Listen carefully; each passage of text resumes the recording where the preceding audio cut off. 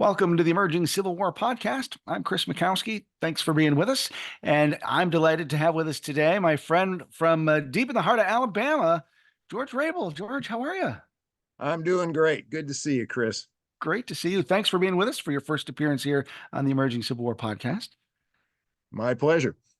Now, it's funny because I had reached out to George to ask if we could just kind of have a podcast chat. And then I got the notice about his brand new book, Conflict of Command, about the relationship between Lincoln and McClellan. So it turned out to be serendipitous timing. Congratulations on the new book.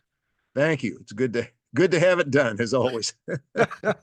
You mentioned in the acknowledgments that you've been working on the book for a long time with a lot of self-inflicted interruptions. How long has this book been in the works? Probably 7 or 8 years, maybe longer. I thought I had made some progress when I retired in 2016, which tells you there was halting progress after that. I'm not sure the topic was entirely suited to me, but I persevered and finished it. Now, why would you say that it wasn't suited to you? Because I mean, obviously, there was something about it that attracted your attention. Well, I was interested in doing something biographic, and I didn't. I couldn't really come up with a sort of standard biography that I wanted to do, and I thought the Lincoln-McClellan relationship had been explored. Certainly, it's a well documented. Many historians have written about it in one way or another, but I didn't think that anybody had read on the evolution of the relationship itself, particularly the political context of it, and then broaden it out to journalists, soldiers, the politics in the Army of the Potomac, that sort of thing. And the reason I say it may not have been suited to me, in the past I've preferred topics that historians had only lightly touched, so I didn't have to deal with a vast historiography, which on Lincoln and McClellan is just enormous. And it's been tackled by some of the giants of the Civil War field, including my mentor, T. Harry Williams. And yet you found some new things to say. You discovered some new aspects about this relationship that you bring to light in the book. I hope so. I used ambition, the ambition of both men, as a kind of framing device. And I focused on the politics of the relationship rather than refighting the campaigns. I didn't think McClellan's campaigns needed to be refought. And so I spent as much time as in Washington as I did with the Army of the Potomac. And I looked a lot at the cabinet. I looked a lot at journalists. I looked a lot at high-ranking officers in the Army. And I looked at common soldiers a great deal. Common soldiers had a lot to say about both Lincoln and McClellan. For one thing, a lot of the common soldiers got to see them.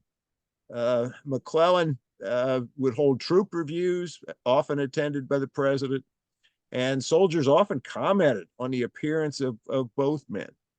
So I found that a kind of interesting aspect. One of the reasons the book became lengthy, or I thought, oh, this will be a short book, I'll dash it off quickly. One of the reasons it became lengthy was because of all the contemporary reaction to both men and to their relationship. Now, you talked about the lens of ambition as a way to look at their relationship, and the first chapter is Two Men of Ambition, and I think that people maybe don't necessarily hang that hat on Lincoln or McClellan in quite such an overt fashion, but they were both highly ambitious people, and it's not a surprise that those ambitions might come into conflict. Yes, both ambitious. Of course, the quotation on Lincoln is always from his law partner Herndon, that Lincoln's ambition was a little engine that knew no rest. But Herndon had other comments about that as well. And Lincoln's ambition, not only to succeed individually, but to succeed in terms of historical reputation, was quite clear. And the same thing is true of McClellan. McClellan really sought military distinction, I think, from the outset of his military career, and hoped to be the savior of the Union. And I think about didn't quite turn out that way. And I think about kind of the way many people remember Lincoln as that, homespun, down home guy, and they don't think about that burning engine of ambition that he had. McClellan maybe comes across a little more ambitiously, but do you fault that in either of them? Is that a weakness? Is that a strength? How do you characterize that? Well, it can be a weakness. It can be a weakness, especially in McClellan. Certainly his ego was substantial. He was very sensitive to any kind of slight. Uh, he could go into fits of anger pretty clearly. Lincoln, of course, is well documented, suffered from bouts of depression, whether he was actually bipolar or ill-equipped to, give a specific diagnosis. Uh, but both of them could enter into pretty dark periods, and so there's that holds them together. I think Lincoln handled it a lot better than McClellan. Of course, one of the things that really hurt McClellan was all the excerpts from the letters to his wife that have survived. Provided fodder for McClellan critics ever since his literary executor W.C. Prime decided, in his limited wisdom, to stick them into McClellan's memoir.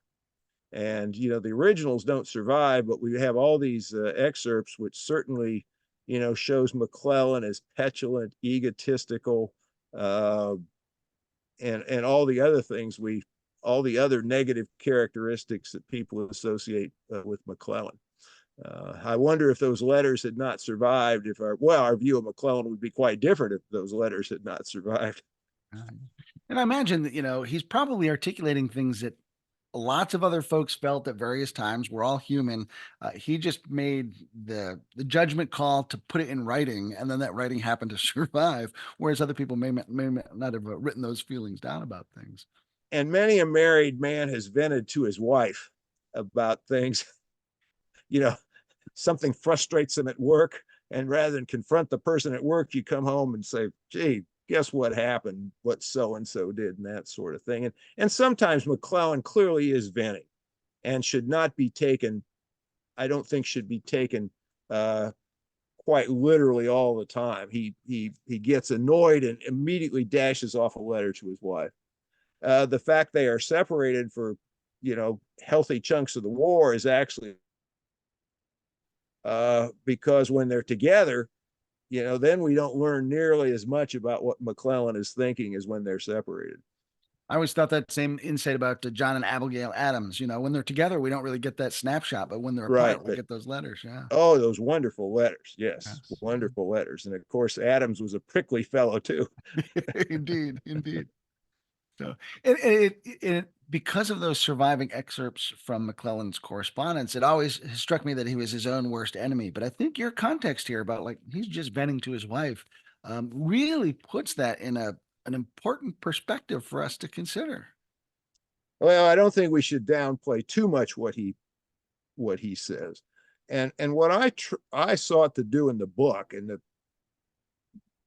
people that have read it and helped me with it seem to agree that I've achieved this, was I didn't want to take up the case for either Lincoln or McClellan. I didn't want to write a pro McClellan account or a pro Lincoln account. I wanted to look at the relationship and how that relationship evolved, rather than casting judgment on either man.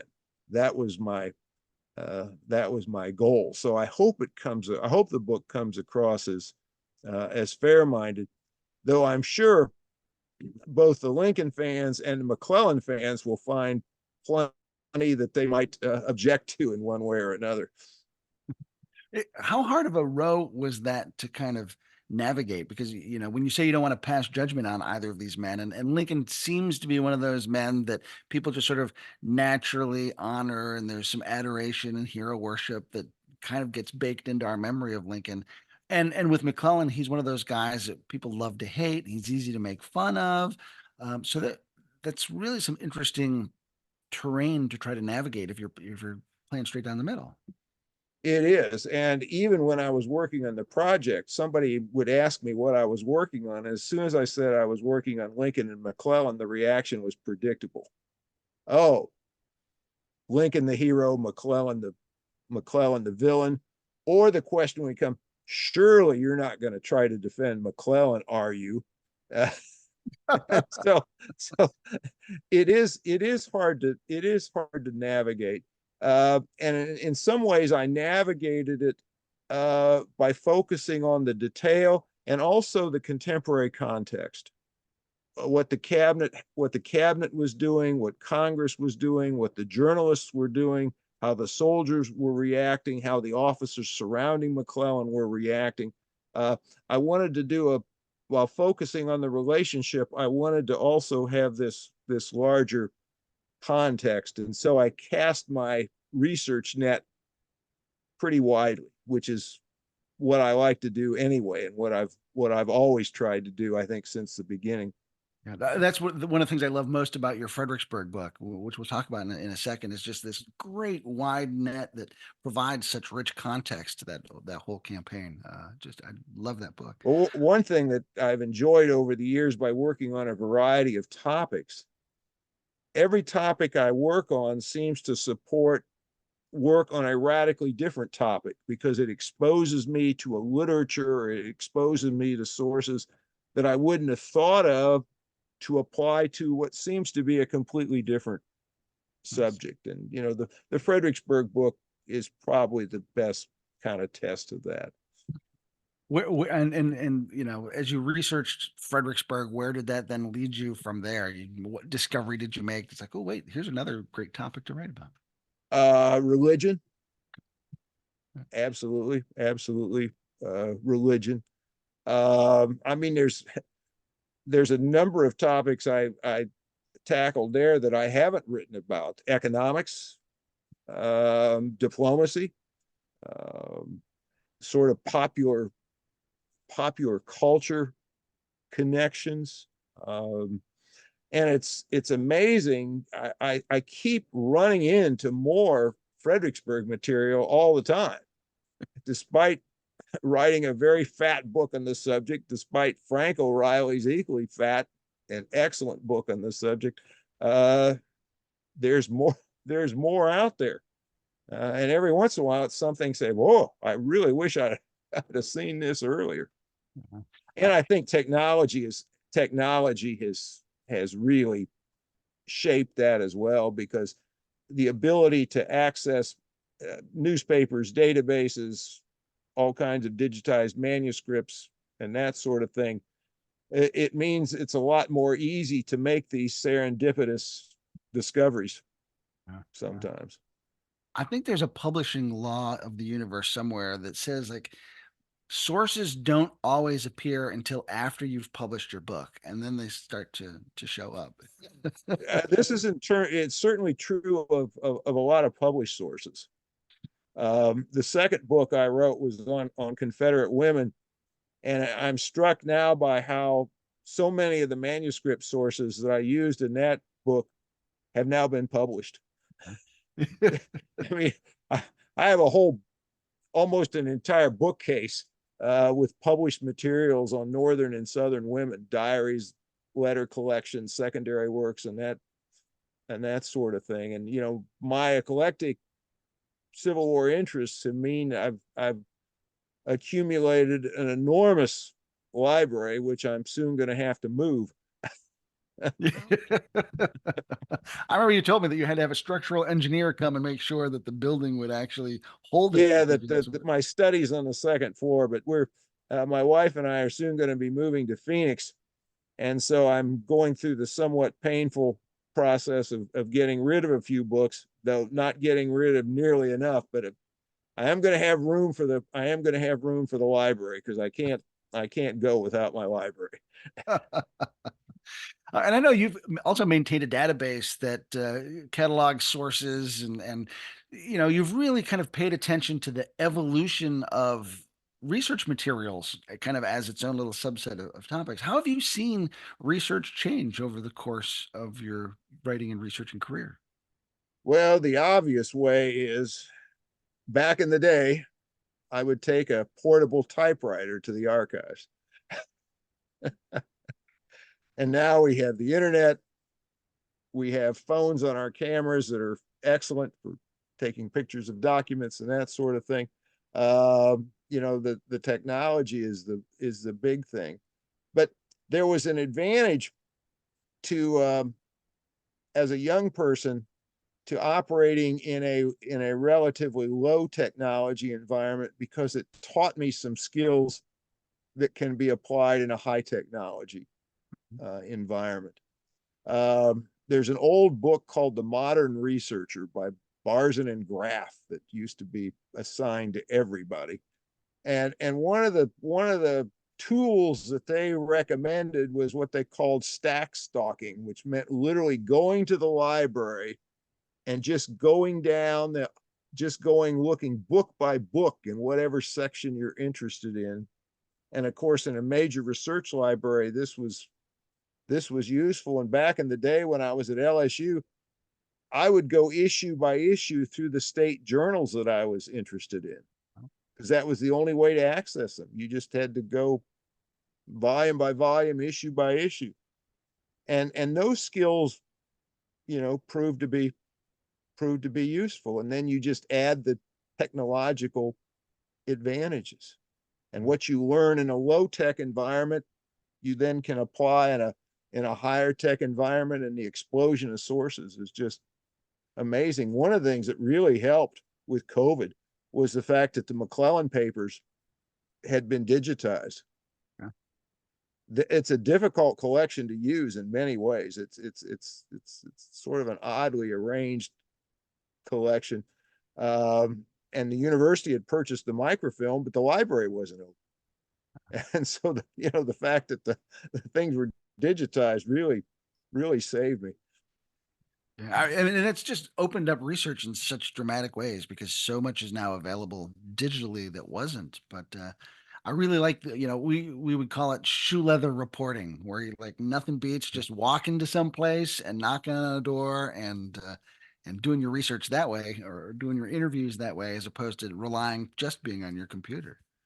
Exactly. And it's one reason I like having my own massive library, Mm.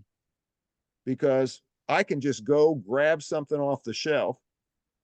And of course, as you and I realize, and working historians realize, but a lot of students and a lot of other people don't realize, vast amounts of material have not been digitized. Yeah. Most of the published diaries and letters, at least done in the 20th century, have not been digitized. You absolutely have to look at the hard copy of the sources in probably 95% of the cases. So, despite that, still having the physical volumes is useful. And as I would tell my students, even if you have a book that has been digitized, if you have the physical volume, you can use both to your advantage.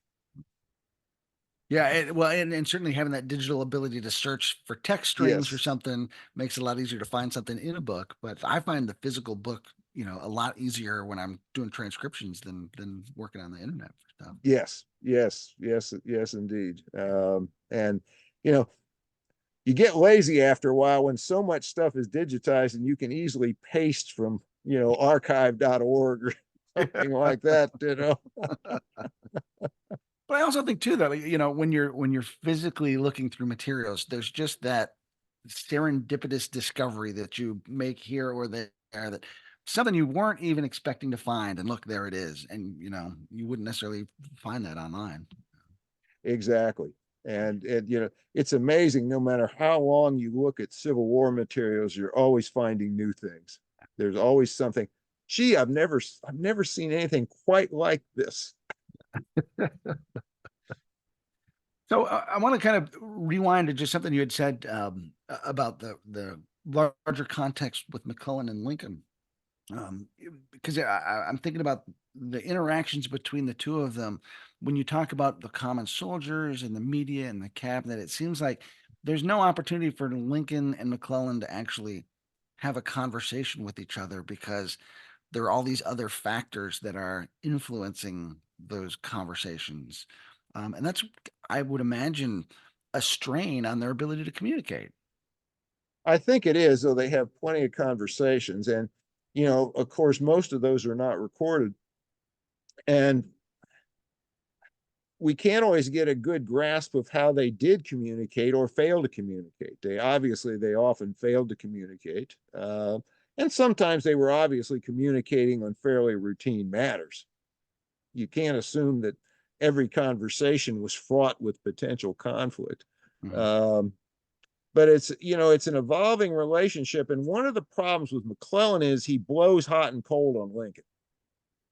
We think of the disparaging remarks that McClellan makes about Lincoln, but sometimes he comes away from a conversation sort of admiring Lincoln. Now, at times in a sort of condescending way. Sometimes he finds Lincoln amusing. Sometimes he finds Lincoln's stories exasperating, kind of like Stanton. Um, but it's a really complex relationship, and I'm still struck, despite the length of the book, about how much we really don't know. Mhm. I think maybe it's Woodrow Wilson that said doing history was like working on a jigsaw puzzle with most of the pieces missing. And with Lincoln and McClellan, I think that's certainly the case. There's a lot more we don't know than we know, despite the enormous documentation of both men's lives. I And so I think that needs to kind of it certainly kept me humble in some of my evaluations, I think. Yeah. I'm always struck by that photo of the two of them sitting in the tent at Antietam, or after Antietam, and nobody overheard what they were saying, and so just that the photo that captures that, and the sort of the pregnant potentiality of that moment and that conversation, and I think it really gets to what you're saying about how much was not actually documented between the two of them. Or sometimes we only have one side Mm. of what was said. Or sometimes it's one of Lincoln's secretaries that records, John Hay, especially, what was going on.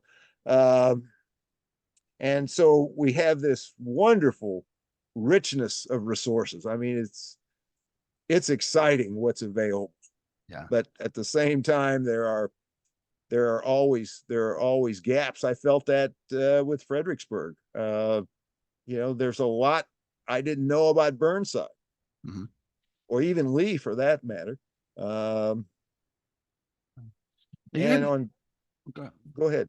Oh, since you'd mentioned Burnside, you'd said in your acknowledgments that William Marvel has always been very gracious in sharing materials with you, and of course, he being Burnside's biographer, um, it just sort of reminded me of all those folks that you've been able to kind of take advantage of as you've discovered these things for yourself.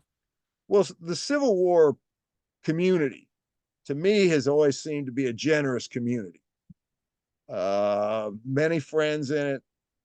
Uh, I've had far more good relationships with people, very few, very few of the other kind. And a lot of people are just very generous. The people that I acknowledge in the book, Mike Parrish is generous to everybody, as far as I know. Mike Parrish is acknowledged so many times. And once I got to know Bill Marvel, Bill is just an archive rat. And every time he goes on a trip, he sends me something. He finds out what I'm working on, and he sends me something. My old pal Will Green has been very generous over now half a century of friendship. And there are many others. There are many others. It's good to operate in a collegial atmosphere with the Civil War scholars. And Yeah. I would agree with you that generosity of spirit with so many folks that we get to meet and work with and help out. How is that a skill that you translate to your students? I mean, you can give them the book learning, but sort of these people skills that enable us to do what we do are also so important. well, I think you try to teach by example more than by precept. And of course, students, like children, sometimes notice more the negative examples than the positive ones. So I've always, tried to tried to myself because I can have a somewhat sharp tongue at times. Try to control that sarcastic answer. But I think in dealing with students, and I spent the latter half of my career dealing heavily with graduate students, um, you just had to realize that they're all different. Some needed to be handled very gently, and others needed to be kicked from time to time.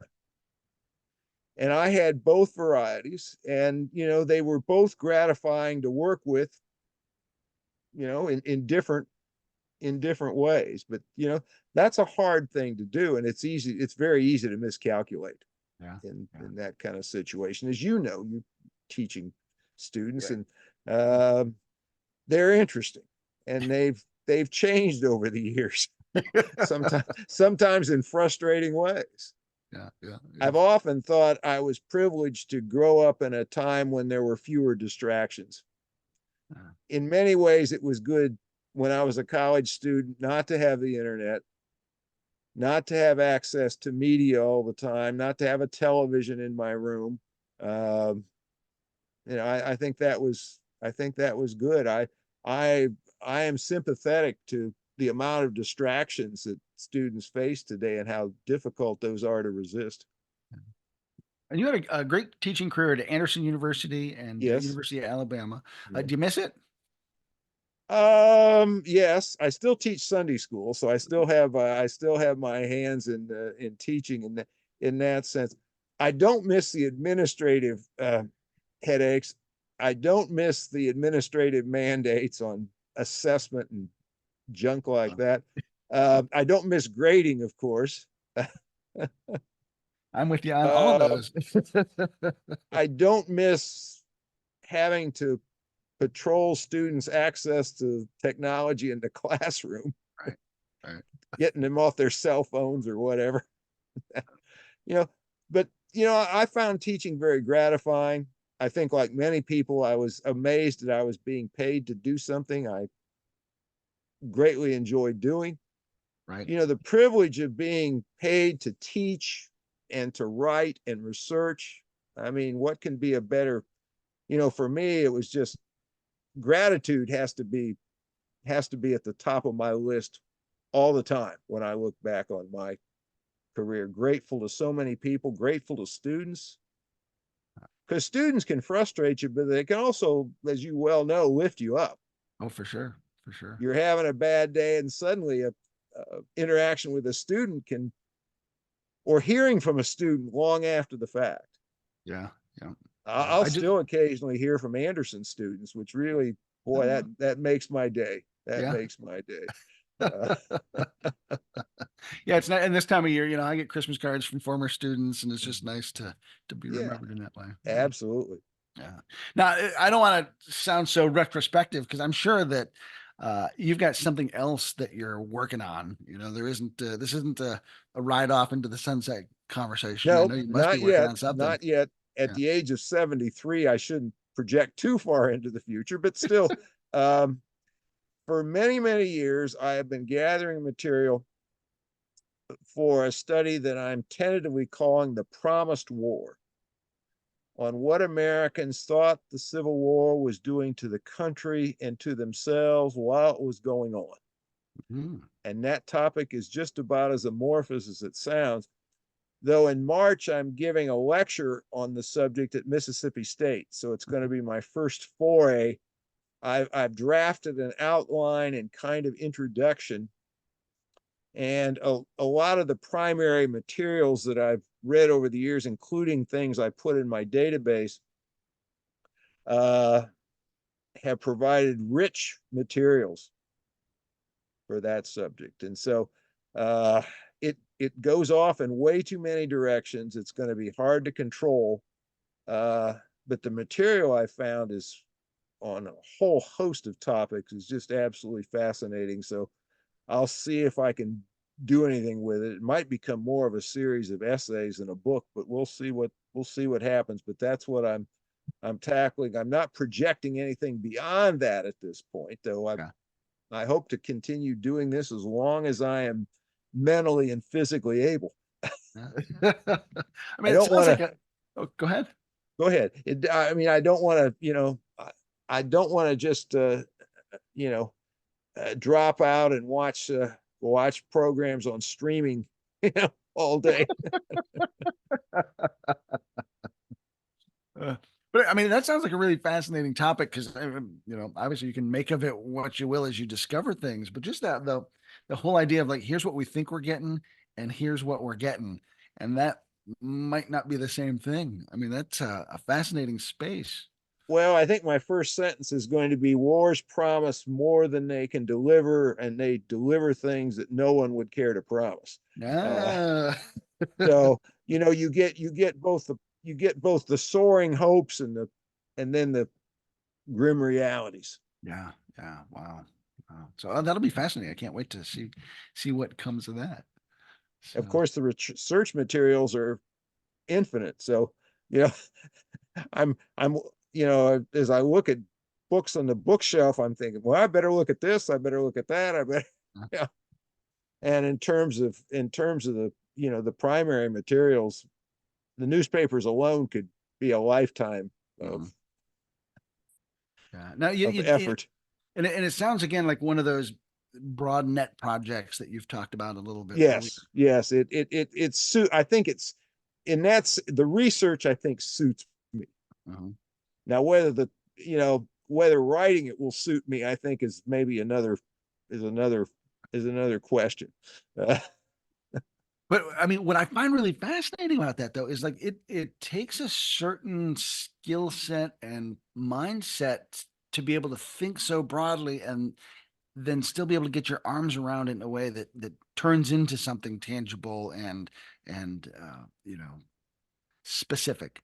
And that's one of the things I really admire about your writing is you've got these really wide lenses that always make me be like, oh wow, and you do turn it into something. I mean, I think that's just fascinating. well, that can be very challenging. Fredericksburg was challenging, but the religion book was really the hardest, I think, to do that with, to get as you say, get your arms around it.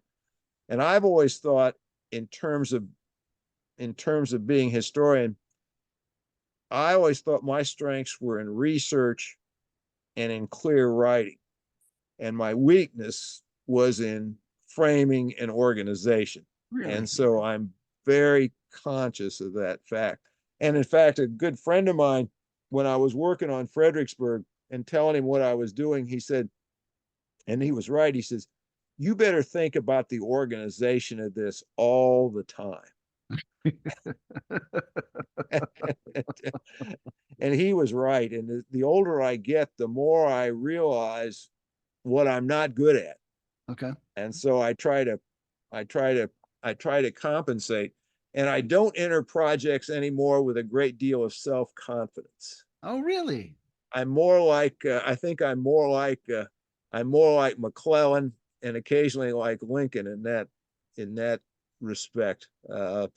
I feel more humble, and I feel more, to some degree, inadequate in attacking some of these things, and I think that's a good thing. I Yeah, think yeah. that's a good thing. It's better than a kind of overconfidence where you go in and you make all kinds of mistakes because you're not you're just overconfident and you're not paying attention to the possible pitfalls. And Yeah. now I tend to see a lot of pitfalls, so Hmm. I think that's a good thing. In any case, it's what I'm stuck with. But but I like the idea, like when you approach a project with humility, it leaves you open to learning something that you might not have expected, which I think is a wonderful outcome. And I think the learning aspect of the project is always exciting, in terms of both the research but also the writing. When you organize and you have to write something, what you think you know comes out differently once you actually organize and write it, and that's exciting too. And I also love revising. Yeah. uh, I had a student, took me a while to figure out what this problem was, but he would submit a dissertation chapter, and I was always, I'm kind of I'm kind of a stickler on editing, and I was always finding these problems, and I figured out his difficulty. He didn't have any trouble writing. He had no trouble writing at all, but he hated to revise, Yeah, which is just the opposite of most people. yeah, right. Zinzer's old book on writing well has a wonderful sentence. He says, "I hate to write, but I love to have written." Yeah. And I'm in the I love to have written category. Once you get it down, then revising it is exciting because, oh goodness, I can delete this, or I can change this word, I can add this phrase, take this phrase out. It's better, and I find that to be very gratifying. Yeah. Yeah. I mean, I love No the matter, process. I love the process. yeah, the process of revision is a great thing, Yeah. Yeah. and it, Wow. it was so good to move from typewriters to computers in that regard. So one of your books we haven't talked about was Damn Yankees. I want to make sure that we mention that for a second. To tell us a little bit about that book, because I thought, again, a big scope to that book that you boiled down into a pretty neat Well, vision. it originated when I was invited to give the Walter Linwood Fleming lectures at LSU.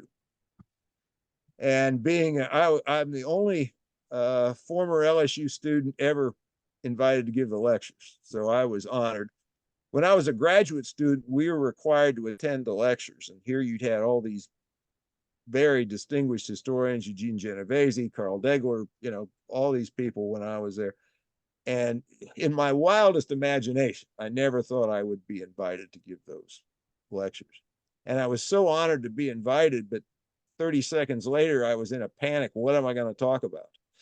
Uh, and in part of this Promised Civil War book, one of the things I'm going to talk about is ideas about hatred and vengeance and things like that.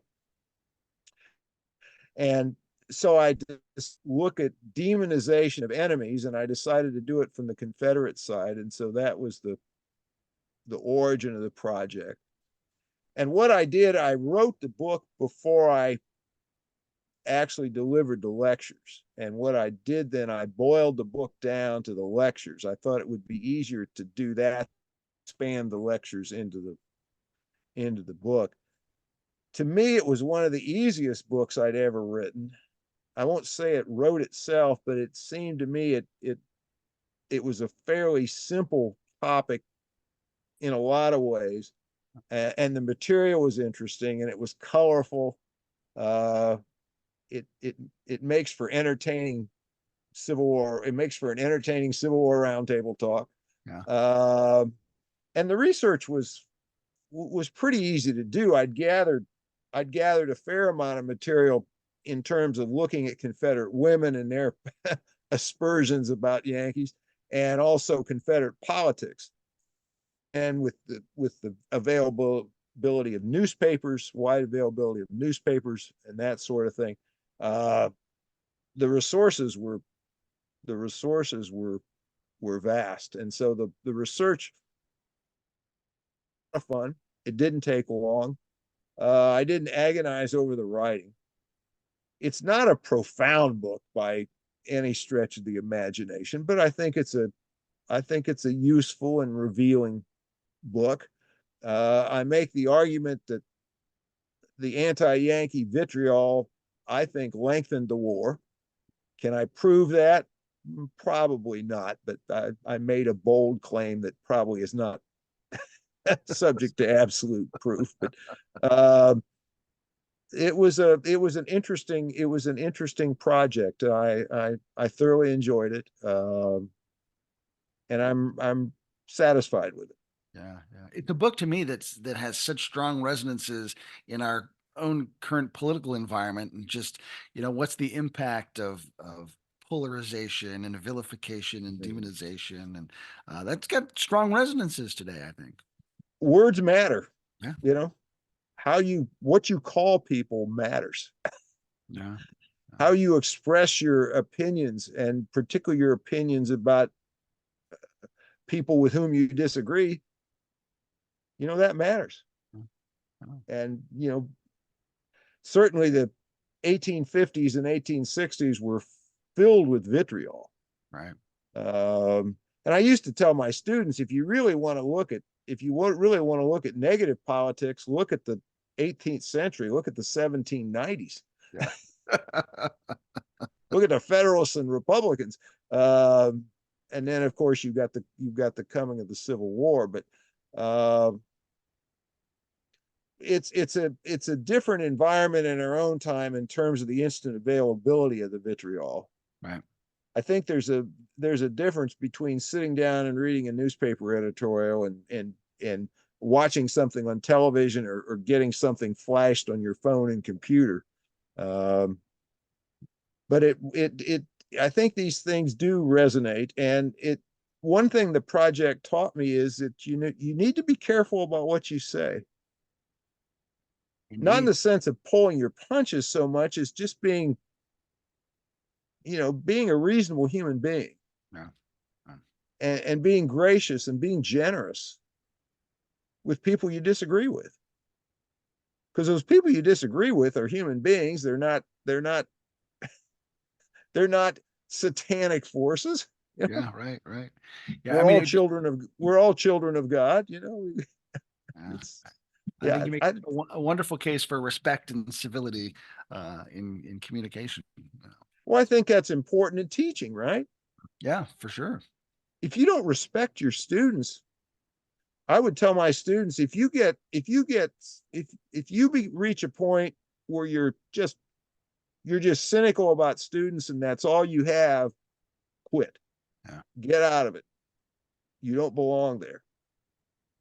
And I've certainly known people that that hurt them. They just became deeply cynical about their colleagues or students, and just it's not good for them, and it's not good for the people they deal with. I mean, for me, it's one of those things where, I might be teaching a class for the 30th time, but for the student, it's the first time they're through. And so, like I've got to remember this is your first time. I've got to give you your first time experience, not my 30th time experience. Exactly.